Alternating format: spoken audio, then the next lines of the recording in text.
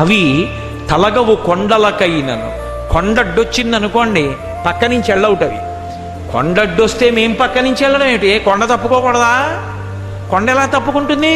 తప్పుకోకపోతే కొండ బదలు కొట్టేస్తాం. కాబట్టి వాటి కుంభస్థలాలతో కొండ బదలు కొట్టేసి వెళ్ళేవి తప్ప కొండ పక్క నుంచి వెళ్ళేవు. అంత బలమైన ఏనుగులు. తలగవు కొండలకైనను మలగవు సింగములకైన. సింహం కనబడితే ఏనుగు ప్రాణం వదిలేస్తుంది. అలాంటిది ఎదురుగుండా సింహం వస్తే ఇది తొండమెత్తి ఘీంకారం చేస్తుంది, రాని సంగతి చూస్తారని.